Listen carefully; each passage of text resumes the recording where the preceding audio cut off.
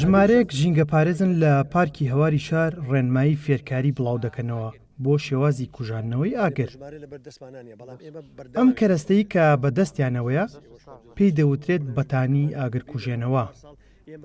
ڕێکخراانی ئەم فێرکاریە دەڵێن دەیانێت ئەو کەسانە ڕابێنن کە لە باخچە و دارستانە دەستکردەکان کار دەکەن. لە بڕووی کە پارەی کەمتر تێچل چاو هۆکاریترا ئەمە لە هەموو گوندێکە لە شوێنەکەم و ماڵەکەتوانێ بەکاربێنێ کەویش ئاگر بڕکردنە ئاگر بڕکردنەکە چه بریتە لە سووتانی ماوەیەک بڵێن بە درێژی بەپی گەوری و بچووکی شوێنەکە بۆ مەسافەی چەند مترێ بەپانی بە یەکێکی سووتین لە پێشەوە بەمەش ئەکوژێتەوە بەو شێوەیە ئەگەر هات و ئاگرکەوتۆ لە شوێنەکە ئەمە بەتانیەکی ئاگرینە ناسووتێن بەتانیە چەند ئاگری بکوژێت وەکو خۆی ئەمێنێتەوە لەبەر وەکو جاران بەگەڵایە بە بەتانی تەڕیا بەگەڵاوە شتێکی کردداری نەبوو یانی نەکرا ئەو گەڵای ئەسووتە گەرمە بووی ژە سووتا کەسەکەی بەدەستەوە نامە بەڵام ئەمە هەرچەند بەکاری بێنێ وەکو خۆیەتی ئاگرەکەشە کوژێنێتەوە و کەمیشی تێش شتێکی ئەوە تقریبان 18 بۆ 20,000 تێچێ خەتێک دروست ئەکا هێڵێکی ئاگر دروستەکە و جەماعەتێکیش لە دواوە ئاگرەکە ئەکوژێنەوە.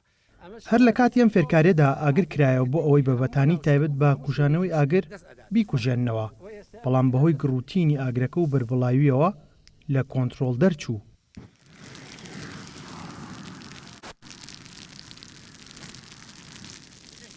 بەڵام بە هەوڵی بەردەوامی ڕێکخراانی فێرکاری ئاگرکوژێنەوە بە شێوەی زیرەکانە بە هاوکاری تیمەکانی ئاگرکوژێنەوە ئاگرەکە کۆنتترۆل کرا و هیچ زەرەر و زیانێکی نەبوو.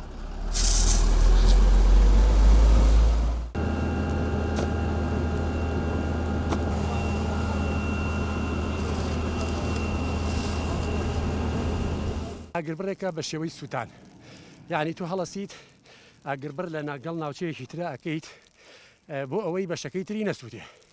ئەم ڕێگەیە ئەگەر ئەندامەکان و تیمێکی تەواو لەبەر دەستا بن ئیشەکە زۆر سەرکەوتووە بێت و زۆر سەریع و کە مەسرف و زۆر ئاسانە.